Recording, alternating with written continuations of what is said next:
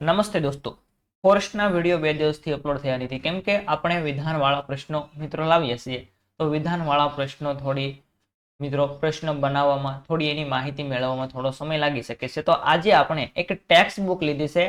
આ ટેક્સ્ટ બુકમાંથી તમામે તમામ વિધાનવાળા પ્રશ્નો મિત્રો બનાવ્યા છે. સાથે સાથે તેની સમજૂતી પણ આજે આપણે આ વિડીયોની અંદર મેળવવાના છીએ. તો મિત્રો હવે પછીની પરીક્ષા કોણ લેવાનું છે? તો કે હસમુખ પટેલ લેવાના છે. તે ક્યાંથી પ્રશ્ન કાઢે તો તેને કીધું છે કે જીસીઆરટી એનસીઆરટી બુકમાંથી આપણે પ્રશ્ન લાવીશું. તો આપણે એક ટેક્સ્ટ બુક લીધી છે. આ ટેક્સ્ટ બુકમાંથી કઈ રીતે પ્રશ્ન પૂછાઈ શકે તે પ્રશ્ન લાવીએ છીએ. સાથે સાથે ટેક્સ્ટ બુકનું મિત્રો કટિંગ લાવીએ છીએ જેથી તમને વિશ્વાસ આવે કે આ ટેક્સ્ટ બુકમાંથી જ આવા પ્રશ્ન બની શકે છે. આ પ્રશ્ન આજે આપણે જેટલા કઈ પ્રશ્ન જોવાના છે તે તમામે તમામ પ્રશ્નો ક્યાંથી ટેક્સ્ટ બુકમાંથી લીધા છે અને સાથે સાથે તેનું સોલ્યુશન પણ આપણે કરવાના છે. સોલ્યુશન મિત્રો ખૂબ ડીપમાં કરવાના છે. તો ખાસ વિડીયો પૂર્ણ જોવા માટે વિનંતી છે. વિડીયો પસંદ આવે તો વિડીયોને એક લાઈક કરી દેવાની છે. પ્રથમ નંબરનો ક્વેશ્ચન દોસ્તો તમારી સામે સ્ક્રીન પર આવી ચૂક્યો છે. જોઈએ આપણે આ ક્વેશ્ચન તમને આવડે છે કે પછી નહીં, ટેક્સ્ટ બુક કમ્પ્લીટ કરી છે કે નહીં. જોઈએ, ભારતમાં આવેલ અભયારણ્ય બાબતે યોગ્ય વિધાનો જણાવો. માત્ર 2 વિધાન છે, પરંતુ 2 વિધાનમાં કન્ફ્યુઝ થવાનું નથી. ભારતમાં આવેલ અભયારણ્ય બાબતે યોગ્ય વિધાન જણાવવાનું છે. કોને બાબતે? તો કે અભયારણ્યની વિશેષતાઓ શું હોય છે. હવે તો મિત્રો આખું વર્ષ જતું રહ્યું છે, એક્ઝામ આવી નથી, તો અભયારણ્ય તો તમને આવડવું જ જોઈએ અને 100% આ પ્રશ્નનો જવાબ તમારે સાચો પાડવો જોઈએ. પહેલું વિધાન જોઈએ તો કે તેની રચના રાજ્યો અને કેન્દ્ર સરકારના સંકલનથી કરવામાં આવે છે. મિત્રો અભયારણ્યની સ્થાપના અથવા તો રચના કોણ કરે? તો કે રાજ્ય અને કેન્દ્ર સરકારના સંકલનથી કરવામાં આવે છે. હું કહેતો નથી આવે છે કે નહીં, પરંતુ એ વિધાન છે, તમારે જોવાનું છે. જો આવતું હોય તો પસંદ કરવાનું છે માત્ર એક. ત્યાર પછી 2, અભયારણ્યમાં પાલતુ પશુઓને મંજૂરી બાદ ચરાવવાની છૂટ આપવામાં આવે છે. તો મિત્રો શું આ બંને વિધાનો તમને યોગ્ય લાગી રહ્યા છે અભયારણ્ય બાબતે? જો મિત્રો પ્રશ્નનો જવાબ આવડે તો પણ અને ન આવડે તો પણ ખાસ કોમેન્ટ કરવાની છે, કેમ કે આપણે સોલ્યુશન સાથે લાવીએ છીએ. જે સોલ્યુશનની અંદર તમને વિશ્વાસ આવશે કે ના, પ્રશ્નનો જવાબ મારો યોગ્ય હતો અને યોગ્ય ન હોય તો સાથે સોલ્યુશન પણ આપણે બેસ્ટ લાવીએ છીએ, એકથી વધારે સળિયાતા ક્વેશ્ચનો. તો અહીંયા શું જવાબ બને? ચાલો, ઘણા બધા દોસ્તોએ બંને પસંદ કર્યા છે, ઘણાએ એક પણ નહીં પસંદ કર્યું છે. તો મિત્રો અભયારણ્ય છે તેની રચના કોણ કરે? તો આપણે જવાબ જ જોઈ લઈએ. તો અહીંયા જવાબ તો દોસ્તો ફક્ત અને ફક્ત 2 બન્યો છે. તો અભયારણ્યની રચના રાજ્યો અને કેન્દ્ર સરકારના સંકલનથી કરવામાં નથી આવતી. શું આપણે જોવાનું છે આગળ એક આખા શાર્ટ સ્વરૂપે મિત્રો જોવાનું છે. તો અહીંયા જવાબ શું બને છે? માત્ર ને માત્ર 2. તો કે પશુઓની મંજૂરી મિત્રો કોણ છે? પશુપાલક હોય તે મંજૂરી લે અને ત્યાર પછી તેને ચરાવવાની છૂટ આપવામાં આવે છે. કઈ જગ્યાએ? અભયારણ્યની અંદર. જોઈએ આપણે એની વિસ્તૃત સમજૂતી. તો મિત્રો આ બેઠો કોષ્ટક ક્યાંથી લેવામાં આવ્યું? આપણી ટેક્સ્ટ બુકના પાનામાંથી કટ કરીને લેવામાં આવેલું છે. તો અભયારણ્ય, અહીંયા અભયારણ્ય આપવામાં આવેલું છે. અભયારણ્યની સ્થાપના કોના દ્વારા કરવામાં આવે છે? ખાસ ટેક્સ્ટ બુકમાંથી લીધેલું છે, એટલે યાદ રાખવાનું છે માત્ર ને માત્ર રાજ્ય સરકાર દ્વારા કરવામાં આવે છે. મિત્રો અહીંયા કેન્દ્ર સરકાર તેની સ્થાપના કરતી નથી. તો આપણા પ્રશ્નની અંદર કેન્દ્ર સરકાર હતું, એટલે પ્રથમ નંબરનું વિધાન કેવું હતું? અયોગ્ય. તો અભયારણ્યની સ્થાપના કોણ કરે? રાજ્ય સરકાર. અને રાષ્ટ્રીય ઉદ્યાનો દોસ્તો, તો રાજ્ય અને કેન્દ્ર સરકારના સંકલનથી રાષ્ટ્રીય ઉદ્યાનની સ્થાપનામાં આવે છે. રાષ્ટ્રીય ઉદ્યાન જે જગ્યાએ હોય ત્યાં કોનો કોનો હિસ્સો હોય છે? તો કે જે તે રાજ્યનો હોય છે અને કેન્દ્ર સરકારના સંકલન, આ બંનેના સહયોગથી આ રાષ્ટ્રીય ઉદ્યાનની સ્થાપના કરવામાં આવે છે. અને મિત્રો અભયારણ્ય યાદ રાખવાનું છે માત્ર ને માત્ર રાજ્ય સરકાર અને જે તે જિલ્લાના જે કાંઈ વડાઓ હોય છે તેના દ્વારા આ સ્થાપના કરવામાં આવે છે. અન્ય વિગતોની અંદર જોઈએ મિત્રો, આવા પ્રશ્ન પૂછાઈ શકે, તફાવત પૂછાઈ શકે. તો કે અન્ય વિગતો, પાલતુ પશુઓને મંજૂરી બાદ ચરાવવાની છૂટ. આ આપણું વિધાન કેવું હતું? યોગ્ય વિધાન હતું. જેમ કે અભયારણ્યની અંદર જો તમારે કોઈ મિત્રો તમારે ગાય ભેંસ ચરાવ્યો હોય તો તમને ત્યાંની જે કાંઈ વન વિભાગ હોય તેની મંજૂરી લીધા બાદ તમે ત્યાં પાલતુ પશુઓને ચરાવી શકો છો. પરંતુ ખાસ રાષ્ટ્રીય ઉદ્યાનની અંદર પાલતુ પશુઓને ચરાવવા પર સંપૂર્ણ પ્રતિબંધ હોય છે. મિત્રો તમારી માલિકીની જો જમીન હોય તો પણ ત્યાં તમને પાલતુ પશુઓ ચરાવવા દેવામાં અથવા તો તમને પ્રવેશ ત્યાં કરવા દેવામાં આવતો નથી. ખાસ યાદ રાખવાનું છે, રાષ્ટ્રીય ઉદ્યાનની અંદર આ રીતનો પ્રતિબંધ હોય છે. આપણે જોઈએ અભયારણ્યના ઉદાહરણો, તો કે ગુજરાતની અંદર આવેલું બાલારામ અભયારણ્ય છે, નળ સરોવર પક્ષી અભયારણ્ય છે મિત્રો. એવી રીતના અભયારણ્યો છે. અને રાષ્ટ્રીય ઉદ્યાનની વાત કરીએ તો કે ગીર રાષ્ટ્રીય ઉદ્યાન મિત્રો ક્યાં આવેલું છે? ગીર રાષ્ટ્રીય ઉદ્યાન જુનાગઢ. ત્યાર પછી વેળાવદર રાષ્ટ્રીય ઉદ્યાન ક્યાં? ભાવનગરની અંદર આવેલું છે. તો આવી રીતના આ રાષ્ટ્રીય ઉદ્યાનો છે, તેની અંદર જો તમારી જરા પણ જમીન હોય તો ત્યાં તમને પ્રવેશ કરવા દેવામાં આવતો નથી. અને ખાસ અગત્યનું, અને દોસ્તો જૈવ આરક્ષિત માંથી પણ પ્રશ્ન પૂછાઈ શકે છે, તો કે તેની સ્થાપના આંતરરાષ્ટ્રીય માપદંડો મુજબ કરવામાં આવે છે. મિત્રો પ્રશ્ન તમને એવો પૂછાય કે નીચેનામાંથી જૈવ આરક્ષિત ક્ષેત્ર બાબતે અયોગ્ય વિધાન પસંદ કરો, તો ત્યાં મિત્ર રાજ્ય સરકાર દ્વારા તેની સ્થાપના કરવામાં આવે એવું હોય તો તે વિધાનને ચોક્કસ સોકડી મારી દેવાની. કેમ કે તેમની સ્થાપના રાજ્ય અને કેન્દ્ર નહીં, પરંતુ આંતરરાષ્ટ્રીય માપદંડો મુજબ તેમની સ્થાપના કરવામાં આવે છે. અને તેની ખાસ અન્ય બાબત છે કે તમામ બહારની માનવીય પ્રવૃત્તિઓ પર સંપૂર્ણ પ્રતિબંધ અહીંયા હોય છે. મિત્રો ત્યાં માનવીને કોઈ પણ પ્રકારની પ્રવૃત્તિઓ કરવા દેવામાં આવતી નથી. કઈ જગ્યાએ? જૈવ આરક્ષિત ક્ષેત્રની અંદર. અને આપણે ઉદાહરણ તરીકે જોઈએ તો કે કચ્છનું રણ આંશિક ક્ષેત્ર છે મિત્રો. કચ્છનું રણ છે તે જૈવ આરક્ષિત ક્ષેત્ર છે. ત્યાર પછી નીલગિરી છે, દક્ષિણ ભારતની અંદર આવેલું નીલગિરી છે, તે પણ જૈવ આરક્ષિત ક્ષેત્ર છે. તો આટલી બધી માહિતી આપણને પાઠ્યપુસ્તકની અંદર મળતી હોય તો ચોક્કસ મિત્રો વન વિભાગની પરીક્ષામાં પૂછાઈ શકે. આપણે ધોરણ 6 એનસીઆરટી છે મિત્રો, સોરી મિત્રો જીસીઆરટી, તેની બુકમાંથી સ્પેશિયલ ફોરેસ્ટમાં પૂછાઈ શકે તેવા પ્રશ્નોનો સોલ્યુશન આજે કરવાના છીએ. જોઈએ ત્યાર પછીનો ક્વેશ્ચન, એથી સળિયાતો. ખાસ સુરખાબ પક્ષી વિશે નીચેના વિધાનોમાંથી અયોગ્ય વિધાનો જણાવો. મિત્રો સુરખાબ પક્ષી વિશે તમે વાંચ્યું છે, પરંતુ અહીંયા 4 વિધાન તમને એક સાથે જોવા મળે તો કન્ફ્યુઝ જરૂરથી થતું હોય છે. તો અયોગ્ય એટલે કે ખોટું વિધાન પસંદ કરવાનું છે, ખૂણામાં ચોકડી મારવાની છે, અને ખોટા વિધાન હોય તેની સામે આપણે ટીક કરીને નીચેનો પ્રશ્નનો જવાબ આપીશું. જોઈએ પ્રથમ નંબરનું વિધાન, તો કે સુરખાબ નળ સરોવર કચ્છના રણ તથા કાદવ કિચડવાળા કે પાણીવાળા ક્ષેત્રમાં જોવા મળે છે. શું મિત્ર વિધાન યોગ્ય લાગી રહ્યું છે તમને? નળ સરોવર, કચ્છનું રણ, કાદવ કિચડવાળો વિસ્તાર અથવા પાણીવાળા ક્ષેત્રમાં જોવા મળે. 2 નંબર, તેના પગ ટૂંકા હોવાથી તે લાંબુ ઉડી શકતું નથી. ત્યાર પછી જોઈએ 3, તે ઝાડ પર માળો બાંધી પોતાના ઈંડાનો ઉછેર કરે છે. અને 4 નંબર, તે ભારતમાં માત્ર ને માત્ર કચ્છના રણમાં જોવા મળે છે. તો અહીંયા કયા વિધાનો તમને યોગ્ય લાગી રહ્યા છે? ચાલો શું જવાબ પસંદ કરશું? અયોગ્ય, ખોટા વિધાનો, એવું મિત્રો પ્રશ્ન પૂછાય તો શું જવાબ પસંદ કરો? અયોગ્ય અથવા ખોટા? તો અહીંયા દોસ્તો ખોટા વિધાન તમને દેખાઈ રહ્યા છે, જોઈ શકો. કયા છે? તો આપણો જવાબ બને ઓપ્શન સી, ફક્ત 2 અને 3. કયા? તો કે 2 અને 3 નંબરના વિધાન છે તે કેવા છે? અયોગ્ય છે. તો આપણે તેનું સોલ્યુશન પણ કરવું જોઈએ. તો સોલ્યુશન સાથે સાથે લાવ્યા છીએ, મૂંઝાવાની જરા પણ જરૂર નથી. તો આપણે સાસા વિધાનો છે તે જોઈ લઈશું. ખાબ મિત્રો નળ સરોવર કચ્છનું રણ અને કાદવ કિચડવાળા વિસ્તારમાં જોવા મળે છે. ત્યાર પછી જોઈએ તો કે ભારતમાં માત્ર કચ્છ, મિત્રો કચ્છ તો આજુબાજુનો વિસ્તાર છે, નળ સરોવર તેવી જગ્યાએ પણ જોવા મળે છે, પરંતુ ભારતમાં ખાસ કરીને ગુજરાતમાં જોવા મળે છે. તો અહીંયા 2 વિધાન છે, 2 અને 3, તે કેવા હતા? અયોગ્ય વિધાનો હતા. તો આપણે સમજૂતી મેળવીએ આ સુરખાબ પક્ષી વિશે સંપૂર્ણ ડિટેલ જોઈએ. સુરખાબ બેઠો પાઠ્યપુસ્તકનો મિત્રો આ ડેટા છે. સુરખાબ એટલે કે ફ્લેમિંગો તેને ઇંગ્લિશમાં કહેવામાં આવે છે. સુરખાબ નળ સરોવર કચ્છના રણ તથા કાદવવાળા કે પાણીવાળા ક્ષેત્રોમાં જોવા મળે છે. આપણે જોયું તેમ તે વિધાન આપણું યોગ્ય હતું.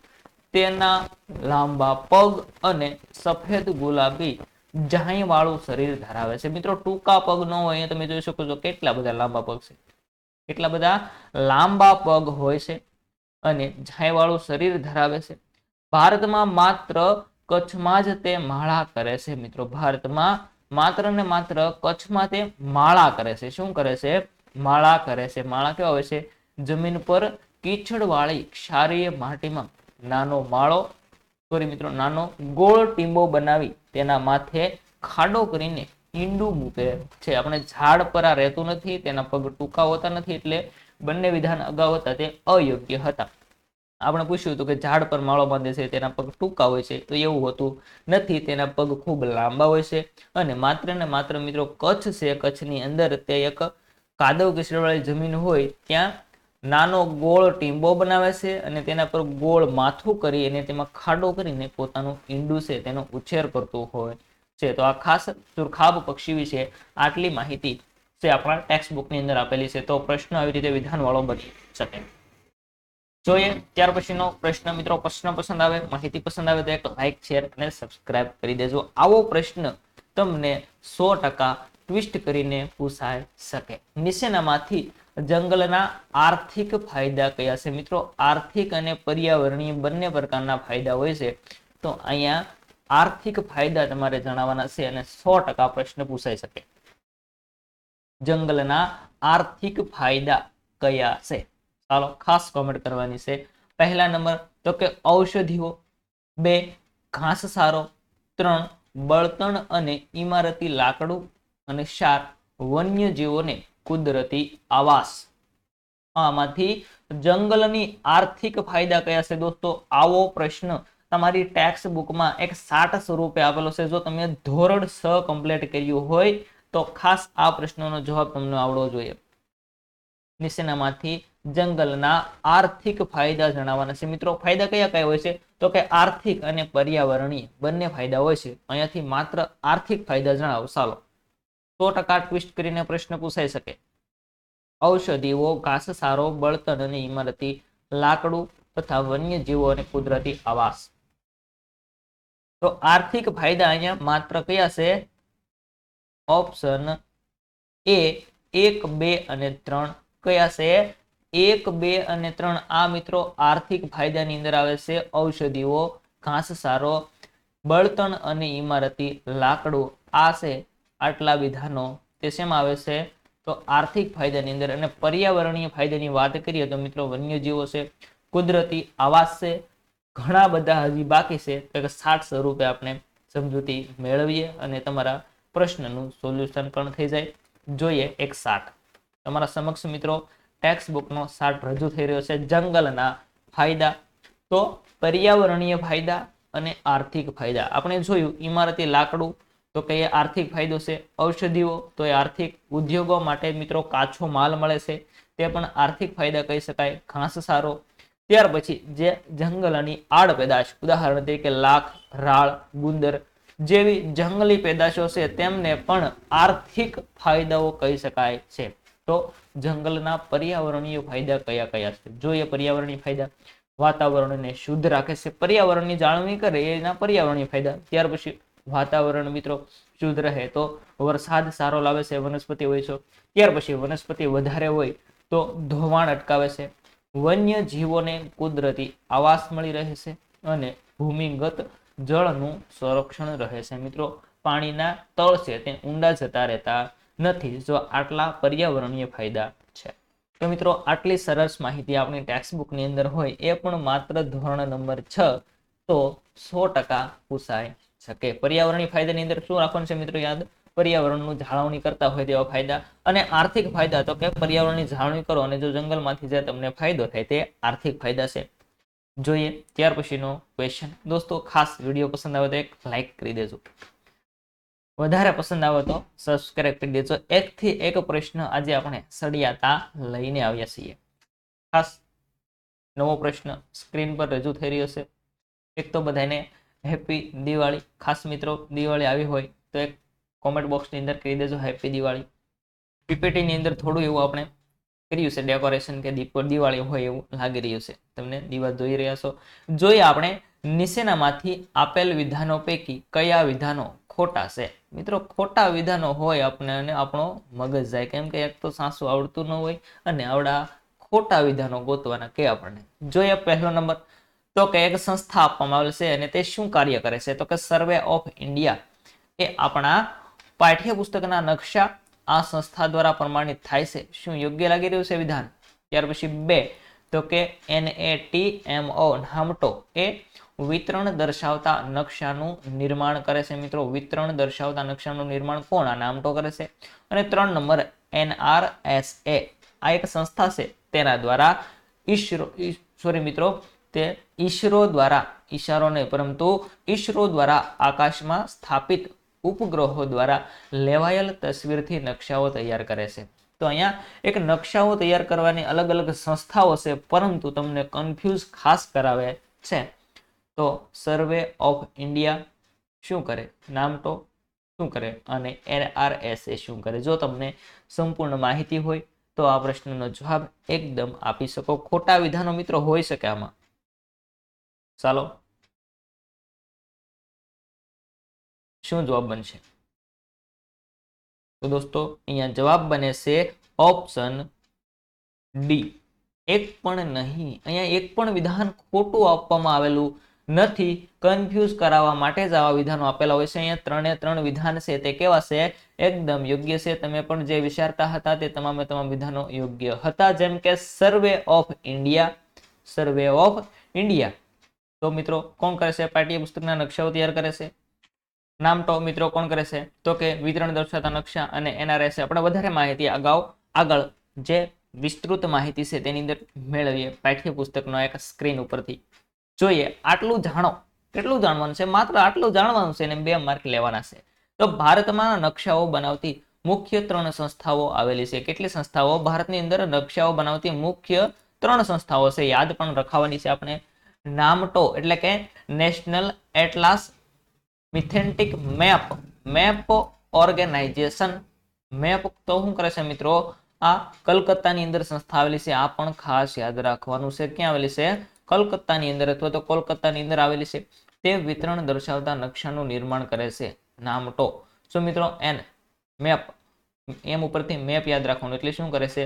વિતરણ દર્શાવતા નકશા. અને NRSA national remote sensing agency. જો ઇંગ્લિશમાં નામ યાદ હોય, નેશનલ રિમોટ થી શું થાય છે મિત્રો? અવકાશમાં આપણે વિમાન મોકલશું. એવી રીતે યાદ રાખવાનું છે. થોડું ટ્વિસ્ટ કરીને એક રિમોટ થી આપણે અવકાશમાં ઉપગ્રહ મોકલે છે એવું યાદ રાખવાનું. એટલે જો રિમોટ યાદ આવી જાય તો આ NRSA, આર એટલે કે રિમોટ, અને અવકાશમાં મિત્રો શું કરે છે? ઈસરો દ્વારા મુકાયેલા ઉપગ્રહો દ્વારા જે લેવાયેલી તસવીરો છે તેના ઉપરથી નકશાઓ તૈયાર કરે છે. ક્યાં આવેલી છે? હૈદરાબાદની અંદર આવેલી છે. હૈદરાબાદની અંદર આવેલી છે. આપણી ઉપરલી નામટો હતી તે કલકત્તામાં આવેલી છે.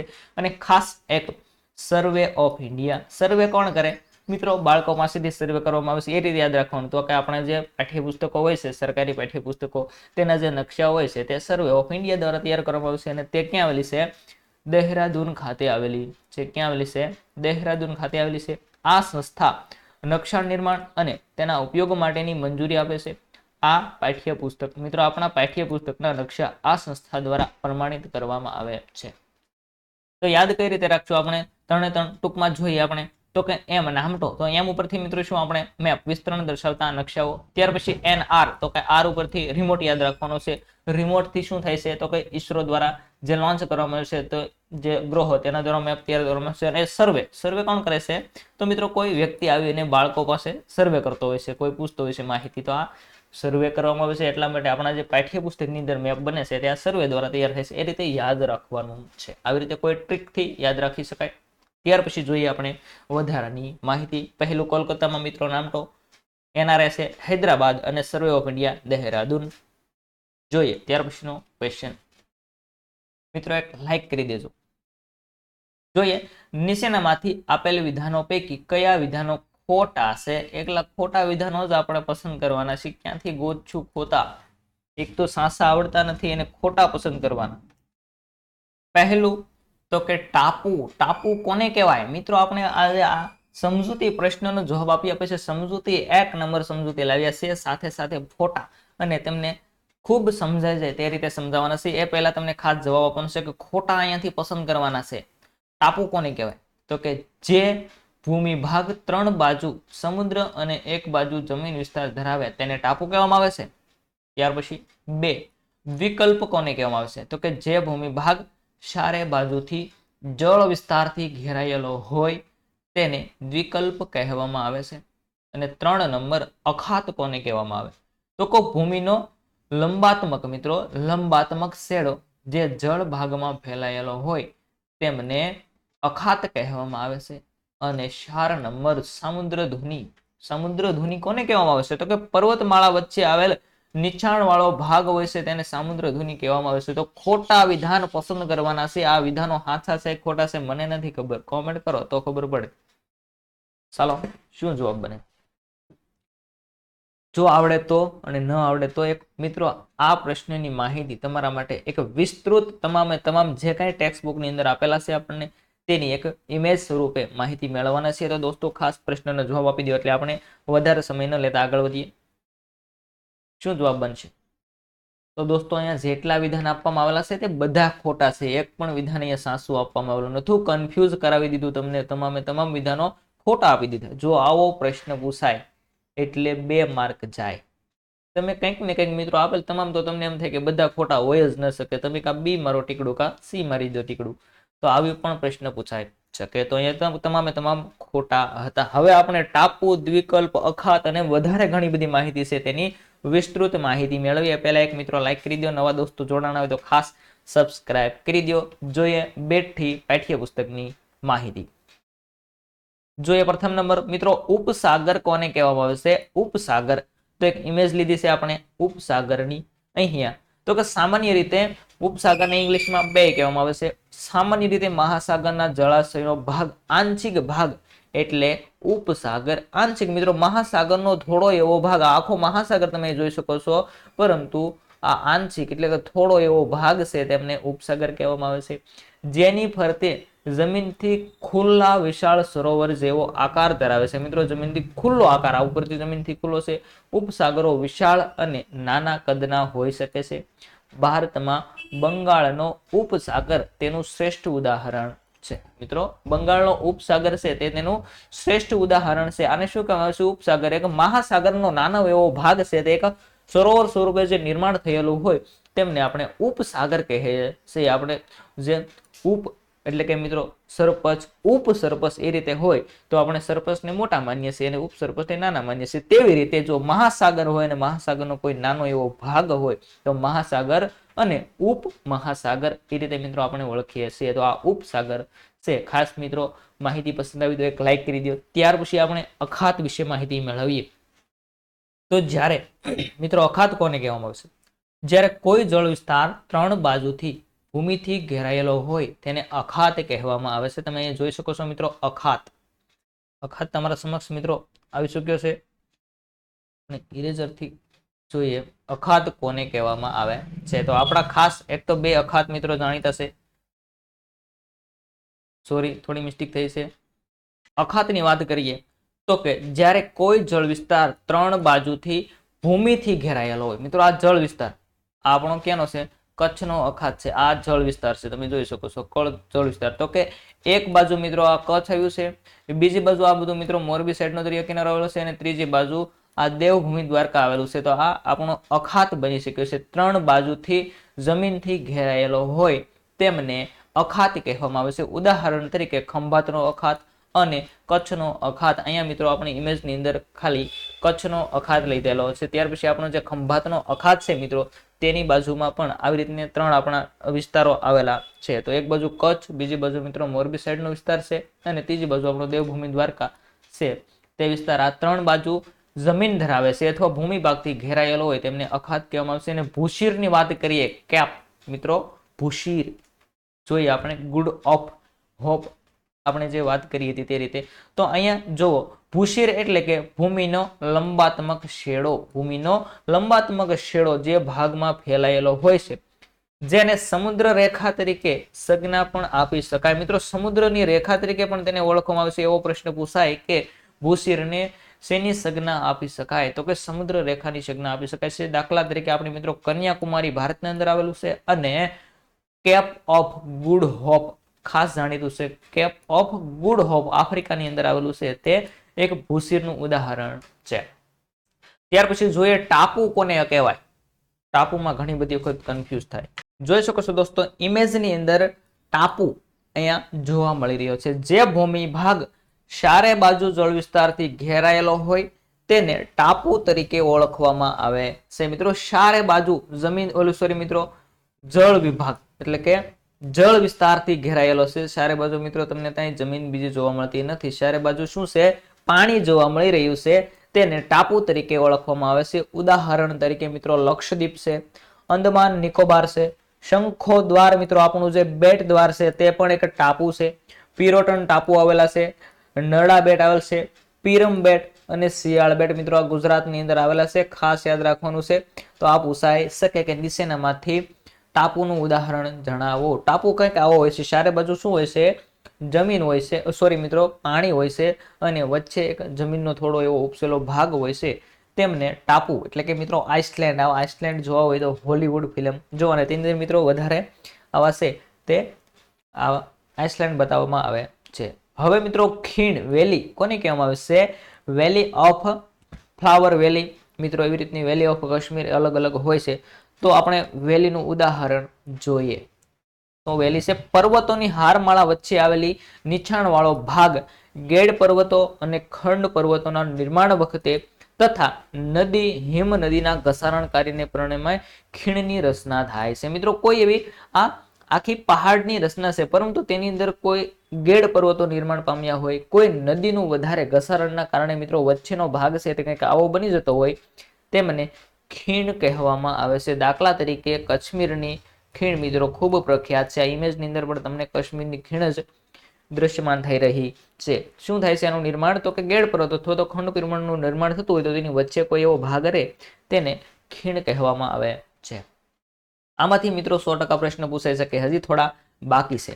તો કે સામુદ્ર ધુની કોને કહેવામાં આવે છે? ઇમેજ તમારા સમક્ષ મિત્રો રજૂ થઈ રહ્યો છે. સામુદ્ર ધુની તો કે બે જળ વિસ્તારોને જોડતી સાંકડી જળપટ્ટીને સામુદ્ર ધુની કહેવામાં આવે છે. ઉદાહરણ તરીકે ભારત અને શ્રીલંકા વચ્ચે આવેલી પાલકની સામુદ્ર ધુની, જેને મિત્રો આપણે શું તરીકે ઓળખતા હતા? રામની અહીંયાથી પસાર થયા હતા. કઈ છે?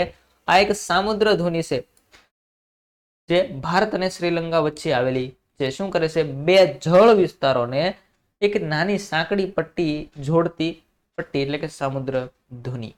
ત્યાર પછી સંયોગી ભૂમિ. સંયોગી ભૂમિ કોને કહેવામાં આવશે? જો મિત્રો એક ઇમેજ ખૂબ HD મળ્યો છે આપણને. તો આ સંયોગી ભૂમિ બે જળ વિસ્તારોને અલગ કરતી, આ જળ વિસ્તારોને શું કરતી હતી? જોડતી હતી. પરંતુ અહીંયા બે જળ વિસ્તારો છે, એક આવડો જળ વિસ્તાર છે અને એક મિત્રો આ જળ વિસ્તાર છે. આ બંને જળ વિસ્તારોને અલગ કરતી સાંકડી ભૂમિ પટ્ટીને સંયોગી ભૂમિ કહેવામાં આવે છે. ઉદાહરણ તરીકે પનામા મિત્રો ઉત્તર અને દક્ષિણ અમેરિકા ખંડની વચ્ચે આવેલી છે. તો ઉત્તર અમેરિકા અને દક્ષિણ અમેરિકાને અલગ કરનારી પનામા પટ્ટી છે તેને આપણે સંયોગી ભૂમિ તરીકે ઓળખીએ છીએ. અને ખાસ આપણો ક્વેશ્ચન તો કે દ્વિકલ્પ કોને કહેવામાં આવે છે? દ્વિકલ્પ કોને કહેવામાં આવે છે? અહીંયાનો પણ એક ઇમેજ તમારા સમક્ષ મિત્રો અહીંયા રજૂ થઈ રહ્યો છે. દ્વિકલ્પ અને મિત્રો જોઈએ જે ભૂમિ ભાગ ત્રણ બાજુ સમુદ્ર અને એક બાજુ જમીન મિત્રો ત્રણ બાજુ સમુદ્ર, એક અહીંયા, એક મિત્રો અહીંયા સમુદ્ર અને એક ત્રીજો સમુદ્ર અહીંયા, ત્રણ બાજુ સમુદ્ર વિસ્તાર ત્રણ બાજુ જમીન વિસ્તારથી જોડાયેલો હોય તેને દ્વિકલ્પ કહેવામાં આવે છે. મિત્રો ત્રણ બાજુ સમુદ્ર અને એક બાજુ જમીન એટલે આ આખો વિસ્તાર જમીનથી જોડાયેલો છે અને ત્રણ બાજુ સમુદ્ર આવેલ છે તેમને આપણે દ્વિકલ્પ કહીએ છીએ. દાખલા તરીકે દક્ષિણ ભારતનો અને સૌરાષ્ટ્ર છે મિત્રો, સૌરાષ્ટ્ર આખું આપણું છે તે પણ એક દ્વિકલ્પની અંદર આવે છે મિત્રો. એક બાજુ ખંભાતનો અખાત, એક બાજુ કચ્છનો અખાત અને એક બાજુ જે દરિયા કિનારો આવેલો છે મિત્રો એ દરિયા કિનારો. આથી ત્રણ બાજુ શું છે? સમુદ્રથી ઘેરાયેલો છે અને એક બાજુ જમીનવાળો ભાગ છે. આટલા માટે સૌરાષ્ટ્રને પણ આપણે દ્વિકલ્પ તરીકે ઓળખી શકીએ છીએ. ખાસ આ હતી માહિતી મિત્રો. આવી માહિતી તમને ટેક્સ્ટ બુકની અંદર આવેલી છે પરંતુ ઇમેજ સાથે આપણે સમજીએ તો થોડી વધારે મજા આવે. અને જોઈએ હવે નેક્સ્ટ ક્વેશ્ચન. ખાસ મેંગ્રોવ બાબતે અયોગ્ય વિધાન જણાવો. આજે આપણે બધા અયોગ્ય વિધાનો જ પસંદ કરવાના આવ્યા છે. મેંગ્રોવ બાબતે અયોગ્ય વિધાન જણાવવાનું છે. પહેલું વિધાન, આ પ્રકારના જંગલો સમુદ્રની ભરતી મિત્રો સમુદ્રની ભરતીના ખારા પાણીમાં વિકસે છે. ત્યાર પછી 2, સ્થાનિક લોકો તેને બળતણ તરીકે ઉપયોગ કરે છે. મિત્રો ત્યાંના જે લોકો હોય છે આજુબાજુના તે તેને બળતણ લાકડા તરીકે ઉપયોગ કરે છે.